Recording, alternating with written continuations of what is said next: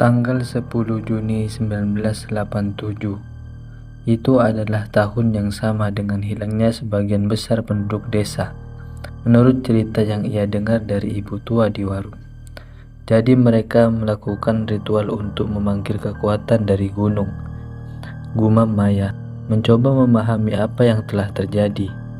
Namun, semakin ia berpikir, semakin ia merasa terjebak dalam sebuah labirin yang tak terpecahkan. Ritual apa yang sebenarnya mereka lakukan, dan apa yang telah mereka bangkitkan? Maya melangkah mundur, tangan gemetar memegang dokumen-dokumen itu. Ia berbalik untuk meninggalkan rumah itu, tapi saat ia hendak menutup pintu, ia mendengar suara langkah kaki di luar rumah perlahan mendekat. Langkah itu terdengar berat, seolah-olah berasal dari seseorang yang sedang berjalan dengan penuh kehati-hatian, atau mungkin sedang mengawasi. Maya membeku, matanya terfokus pada pintu yang sedikit terbuka, menunggu apa yang akan terjadi. Namun, setelah beberapa detik yang terasa sangat lama, suara itu tiba-tiba menghilang. Maya merasa ketegangan yang luar biasa. Tidak ada yang ada di luar, tidak ada suara, hanya keheningan yang mencekam. Ia menghela napas, tetapi perasaan tidak tenang itu tetap ada. Sesuatu, atau mungkin seseorang yang mengikutinya. Maya tahu ia tidak bisa lagi mundur. Desa ini, dengan semua rahasia gelap dan kekuatan misterius yang terkubur di dalamnya, telah menariknya terlalu jauh. Kini, ia harus menemukan jawaban sebelum semua yang ia temui membawa pada takdir yang lebih gelap. Dengan dokumen-dokumen itu di tangan, Maya meninggalkan rumah itu. Tapi kini ia merasa lebih takut dari sebelumnya. Sesuatu sedang menunggunya, dan ia tidak tahu apakah ia akan bisa keluar dari desa ini dengan jawaban yang ia cari. Maya merasa jantungnya berdetak lebih cepat saat melangkah keluar dari rumah tua itu. Walaupun cuaca mendung, angin yang semula tenang kini berhembus lebih keras, seolah memberi pertanda buruk. Ia tak bisa mengabaikan perasaan terperangkap yang semakin kuat, sebuah rasa seolah ada yang mengawasi setiap langkahnya, setiap bayangan yang bergerak di sudut matanya, setiap suara kecil yang terdengar samar, semakin memperburuk ketegangan di dalam dirinya. Maya memutuskan untuk kembali ke warung yang ditemui sebelumnya, tempat di mana ia berbicara dengan ibu tua itu. Ia merasa bahwa ia harus menemui orang yang lebih tahu tentang desa ini, mereka yang mungkin bisa mengungkap lebih banyak tentang ritual yang telah dilakukan penduduk desa dulu. Tidak ada yang bisa mengabaikan perasaan aneh yang menghantui Maya setelah ia menemukan foto dan catatan tersebut. Ritual yang membangkitkan sesuatu yang tak bisa dikendalikan. Itu bukan sekedar dongeng atau legenda.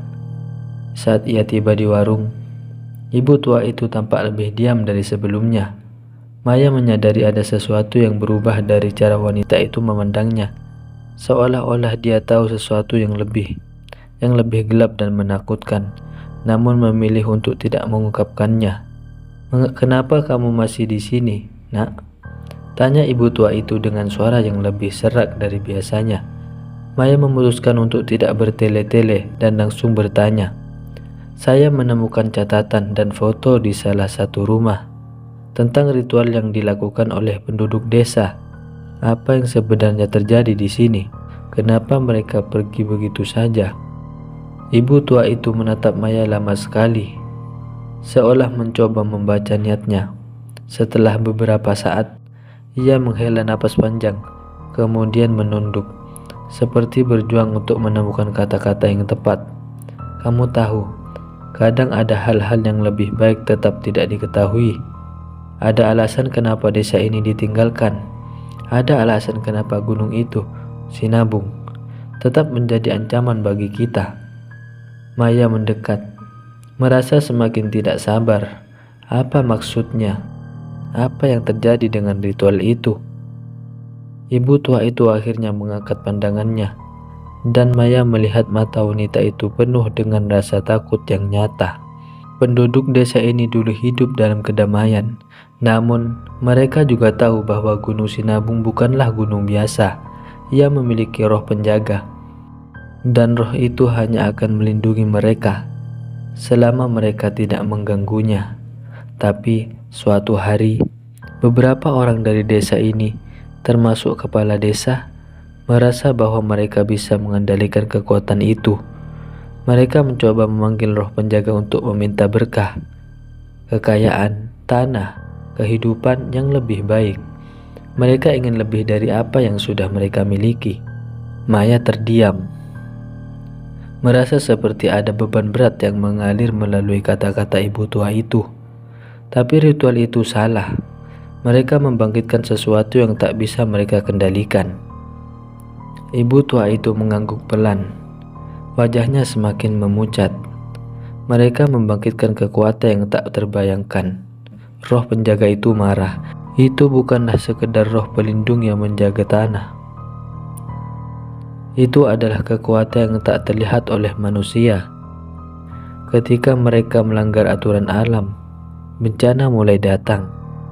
Letusan gunung yang tak bisa diprediksi, tanah yang retak, dan suara-suara aneh yang datang dari dalam bumi. Maya mendengus pelan. Hatinya semakin berat. Apa yang terjadi dengan penduduk desa? Kenapa mereka pergi? Roh penjaga itu tidak membiarkan mereka pergi begitu saja. Mereka harus membayar harga yang sangat mahal. Salah satu cara untuk menghindari murka gunung adalah meninggalkan segalanya. Mereka meninggalkan rumah, keluarga, bahkan barang-barang berharga mereka. Tapi itu tidak cukup. Kekuatan itu tetap mengincar mereka. Tidak ada yang benar-benar bisa melarikan diri dari murka yang sudah mereka bangkitkan. Jawab ibu tua itu. Suara semakin pelan, seolah ia takut mengucapkan lebih banyak. Maya merasa keringat dingin mengalir di tengkuknya. Ia kembali mengingat foto yang dilihatnya. Orang-orang yang tampak seperti tidak ada pilihan lain selain melakukan ritual itu. Semua yang terjadi di desa ini adalah akibat dari kemetamakan dan pelanggaran terhadap kekuatan alam yang mereka coba kendalikan. Semua ini menjadi jelas baginya. Penduduk desa telah mengundang malapetaka dengan tangan mereka sendiri. Tiba-tiba, suara gemuruh yang dalam terdengar dari arah Gunung Sinabung. Suara itu terasa sangat dekat, seolah-olah gunung itu sedang bergemuruh dengan amarah. Maya menatap ibu tua itu dengan mata penuh kecemasan. Ibu tua itu mengerutkan kening dan menatap langit dengan ketakutan. Itu adalah peringatan. Gunung itu tidak pernah tidur. Jika kamu tetap di sini lebih lama, kamu juga bisa menjadi bagian dari cerita desa ini, terlupakan, hilang, seperti yang lainnya. Maya merasa perasaan takut itu mencekam lebih dalam. Tetapi ia tahu, sekarang lebih dari sebelumnya, bahwa ia harus pergi. Ia harus keluar dari desa ini sebelum apa yang sudah lama terpendam di dalam gunung itu memanggilnya. Namun saat ia berbalik untuk pergi, perasaan lain muncul. Sebuah perasaan yang sangat kuat, seolah ada sesuatu yang mengikutinya. Dan langkahnya terasa semakin berat seiring suara gemuruh yang semakin keras di arah gunung. Maya tidak tahu berapa lama lagi ia bisa bertahan di desa Tanjung Sari. Setelah percakapan dengan ibu tua itu, langkahnya terasa semakin berat, dan perasaan yang tak bisa dijelaskan semakin menguasai dirinya. Ia merasa ada sesuatu yang mengikutinya, seolah-olah bayangan yang gelap dan tak terlihat melayang di sekitar tubuhnya. Selalu hadir di setiap sudut desa yang sepi itu. Desir angin yang datang dari arah Gunung Sinabung membawa hawa dingin yang menusuk, seolah alam itu sendiri memperingatkan Maya untuk meninggalkan tempat ini secepat mungkin. Ia bergegas kembali ke jalan setapak menuju perbatasan desa, berharap bisa segera keluar dan kembali ke dunia yang lebih aman. Namun, semakin ia berjalan, semakin kuat perasaan bahwa sesuatu atau seseorang mengikutinya dari belakang. Tidak ada suara langkah kaki, hanya desiran angin yang semakin kencang. Tetapi Maya bisa merasakan kehadiran itu lebih nyata daripada sebelumnya. Suara seperti bisikan halus terdengar samar-samar di telinganya, seolah-olah datang dari tempat yang sangat dekat. Tapi saat ia menoleh, tidak ada siapapun di belakangnya. Maya mempercepat langkahnya, berusaha mengabaikan suara itu. Tapi ketegangan yang semakin meningkat membuatnya tak bisa lagi mengabaikan perasaan aneh yang menguasai dirinya. Ia terus berjalan, melepaskan diri dari pandangan desa yang kosong, berharap bisa kembali ke tempat yang lebih ramai. Tetapi semakin ia menjauh, semakin terasa kehadiran yang terus mengikutinya. Seperti bayang-bayang yang tak pernah pergi, ada sesuatu yang mengikuti jejaknya, sesuatu yang lebih gelap dan lebih kuat dari sekedar angin. Tiba-tiba, ia berhenti. Sesuatu memaksanya untuk menoleh. Maya melihat ke sekelilingnya, dan apa yang ia lihat membuat darahnya beku. Di kejauhan, di balik pepohonan yang mulai gelap, ada sosok yang berdiri dengan tatapan kosong. Sosok itu mengenakan pakaian usang, seperti penduduk yang sudah lama meninggalkan rumah mereka. Ketika Maya berusaha untuk mendekat, sosok itu justru menghilang, seperti ditelan oleh kegelapan. Dengan ketakutan yang mencekam, Maya kembali berjalan cepat.